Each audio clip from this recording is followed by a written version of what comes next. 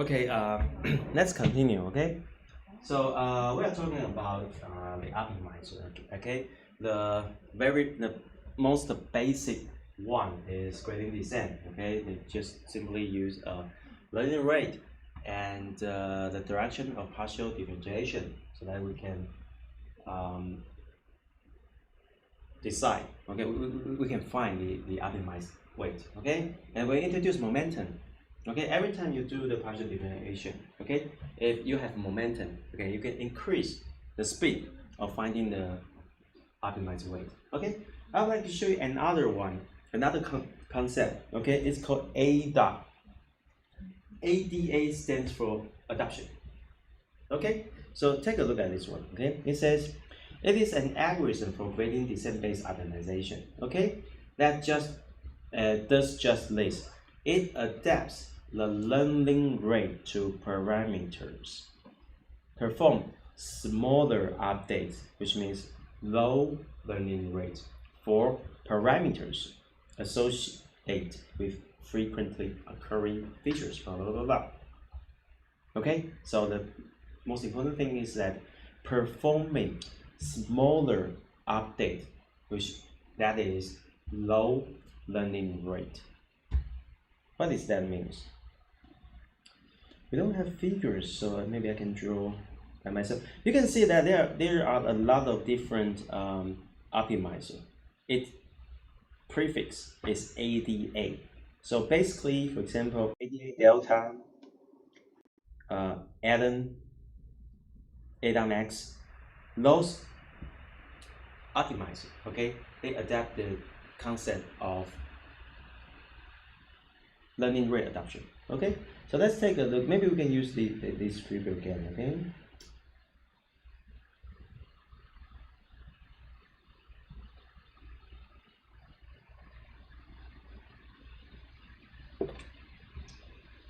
okay.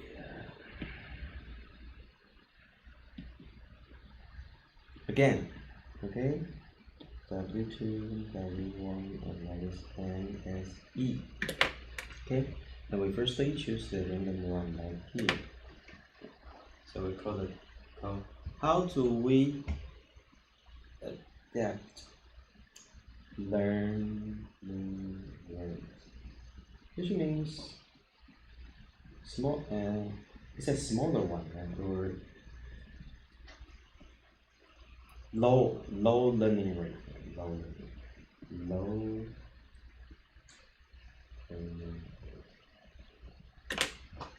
Okay. Sometimes, okay, when we do such kind of search, okay, we can simply call it search. Okay, from this point to this point to this point to this point to this point. Okay, at the end, maybe it's right here, right? Okay, bigger one. We stop right here. However, if we decide to do one more iteration to find the lowest one, maybe, okay, I say maybe after that, okay, it's right here.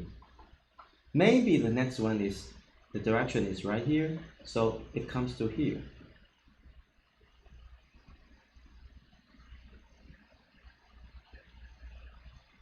And you figure out, okay, it seems like the MS value increased, right? Because it increased. So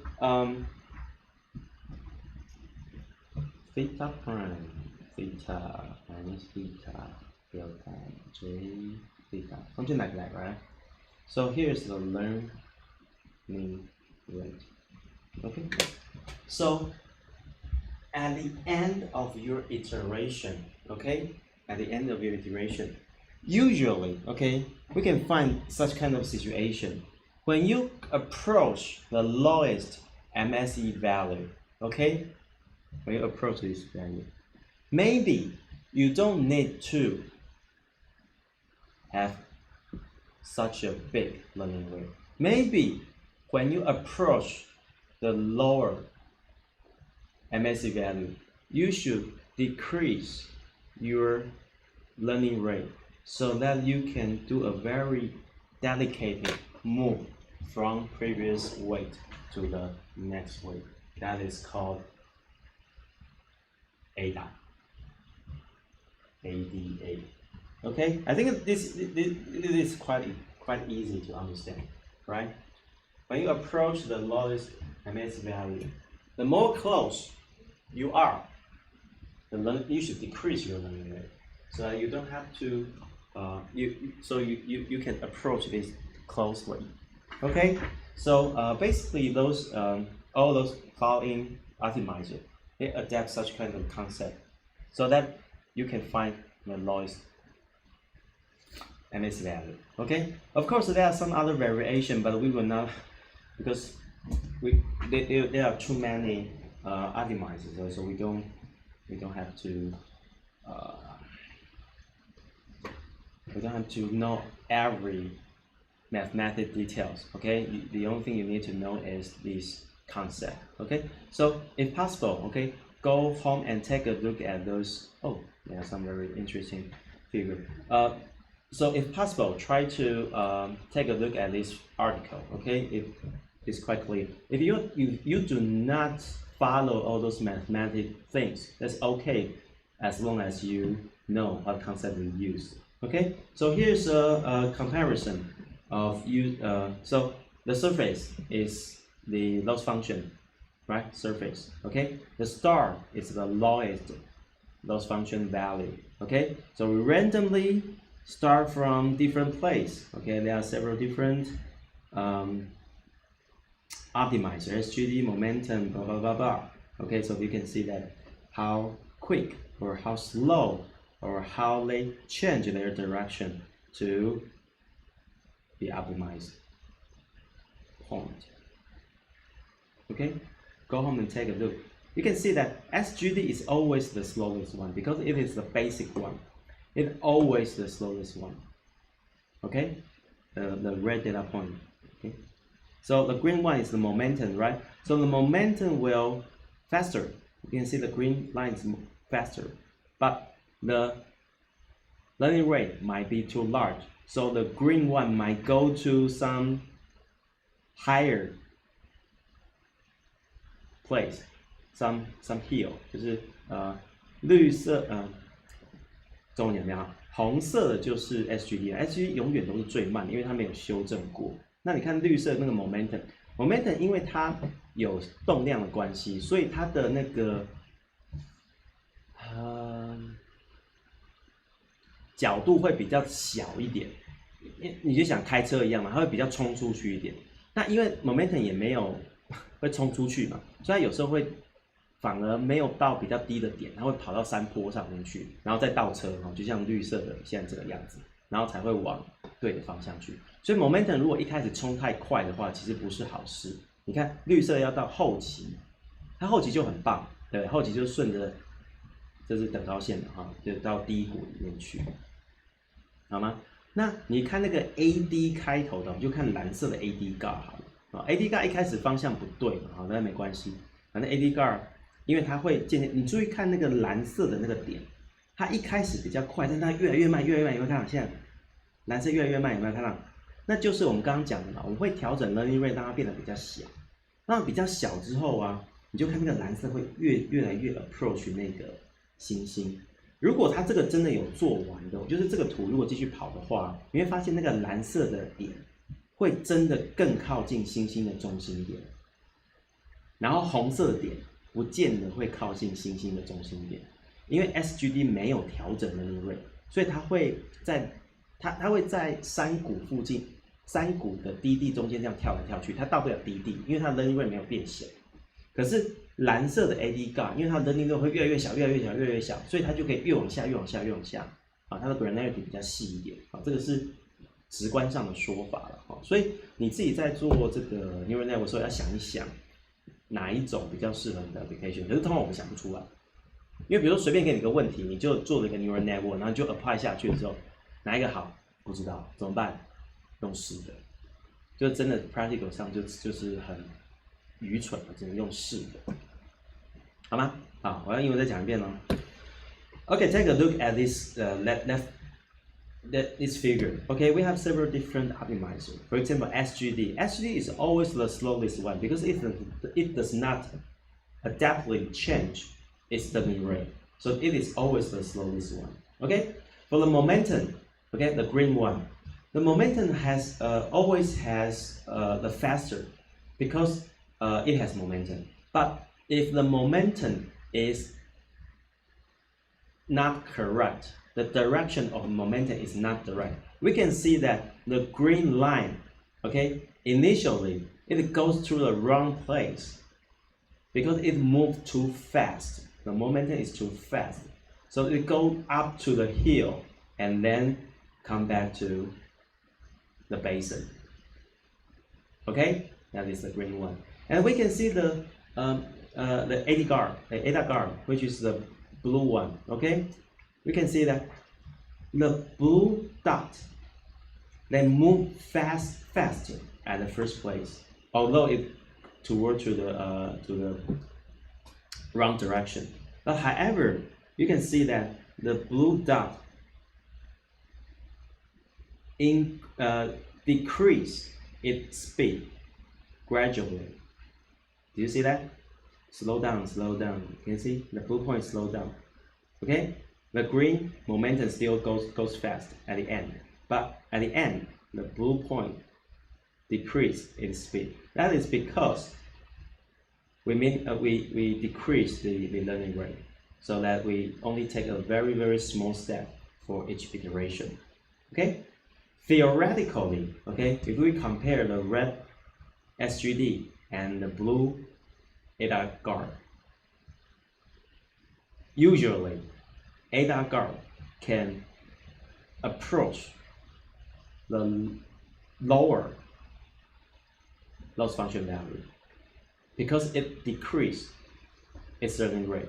So it has a fine granularity to go to the lowest data point, lowest point. But SGD does not change its learning rate, so it may not approach to the lowest value. It will jump between two. How do you say that? So we can draw a figure like this. Okay, for that is MSE. Okay, like this. For SGD, okay, it goes to this direction, right? This direction. Because SGD does not change its learning rate, so maybe it jumps between these two data points and cannot approach the lowest one. But however, the ADA, okay, it has a larger learning rate and smaller one, smaller one, smaller one, smaller one, smaller one, smaller one. So it may goes to the lowest point. Okay, that's the difference between them. Okay, so make sure you understand several concepts. One is SGD. Okay, you update your weight gradually. Okay, and determined by the direction and the learning rate. Second, momentum. Okay, you can keep the direction you have. Okay. Third, you use ADA to decrease your learning rate when you approach to when you at the end of your learning. Okay, so make sure you understand those things. So let's go back to here. So we have talked about sequence stack, right? Sequence stack. Okay, model. Okay, how do you build your model? You have to make a decision. You have to make a decision of your activation function, loss function, and optimizer. Okay, so you have to build this kind of this model by your own. Okay, so we have 20 more minutes, right? But I would like to stop right here because the next concept is convolution. It is quite complex. I will draw a very complex figure maybe next time. Okay, so we stop right here. The reason I stop right here is because you should take some time to take a look at this specific video. Okay, so take a look at this video, and we follow those codes. Okay, the video will explain those codes. Okay, so maybe I can select one of the example. Okay, let's take a look at this one. Okay, we have in this case we have part one. Okay, we have a regression problem which is called Boston housing price prediction with feed-forward neural network. Okay, you already know what is neural network, right? But what is feed-forward? That means all the information passed from the left-hand side to the right-hand side. That's called feed-forward. Okay, so if you write codes, it's made like this. Okay, we have keywords, right? So we have data. Okay, we have training data, training labels, which means Y. Testing features, testing data, and testing labels. Okay, so next one is to build a model. So the model is quite simple. To build a model, okay, we have a keywords. It is sequential state, right? It's a very simple model, so it simply just use dense layer. Okay, it has 20 nodes. The activation function is TensorFlow's ReLU, right? So input shape is it depends on how many features you input, right? So next layer is simply just a dense layer, only has one node. The output of this node simply just do the prediction, okay? The prediction of housing price, okay? So the output has only one. The output layer has only one node, which output the prediction value of the house in poster, right? So after after you construct your model, then you compile your model. So you have to select several different things, including what kind of optimizer you want to use. And here, use Adam. Okay, it is a variation of adaptive learning rate. So the learning rate will decrease at the end of the iteration. The loss function is MSE because it's a regression problem. So we use MSE. So matrix means after that, I would like to show the MSE value and MAE value. So that is the model. However, I have one thing that I need to inform you is that sometimes those examples are created when TensorFlow is in its version 1. But currently, current TensorFlow version is version 2. So sometimes the code may have compatibility problem. So make sure the example you download or the example you reference has correct version. In practical, okay, I strongly recommend you only use TensorFlow v2 you only use TensorFlow v2 to write your code, to compile your code, to learn how to write TensorFlow code. We just simply drop version 1, okay, because it will out-of-date sometime. So make sure. Okay, so after you use this model, okay, this is quite simple. Okay, the next one is we have number 10. Okay, line number 7 is to build a model. Okay, so we have the model. Number 10, model.fit.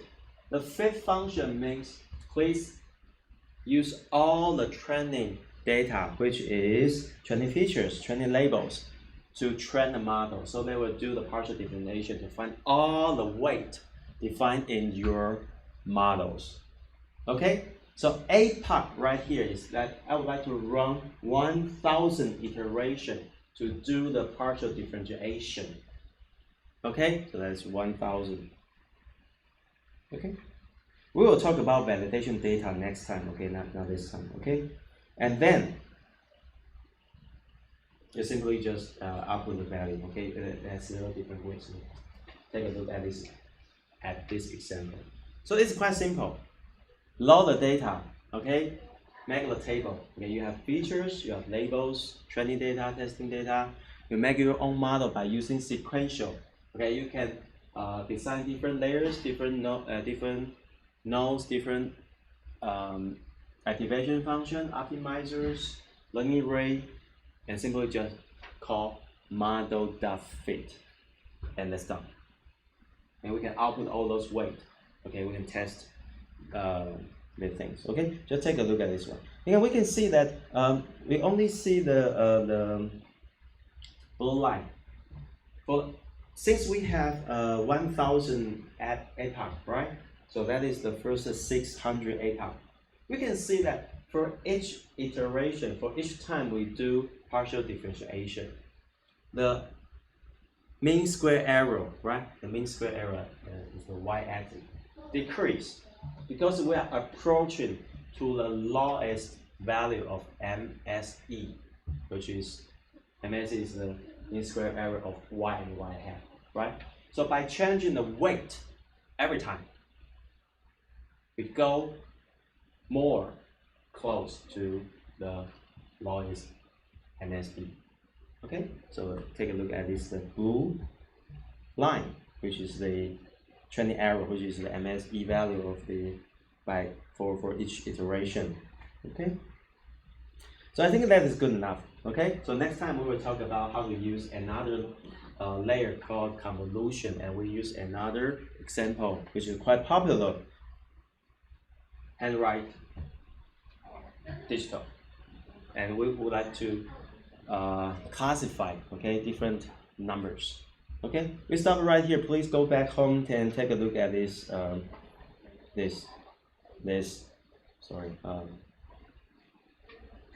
take a look at this video. Okay, it's your homework. Okay, we don't have you don't have to hand in anything, but take a look at this video as your homework. Okay, we stop right here.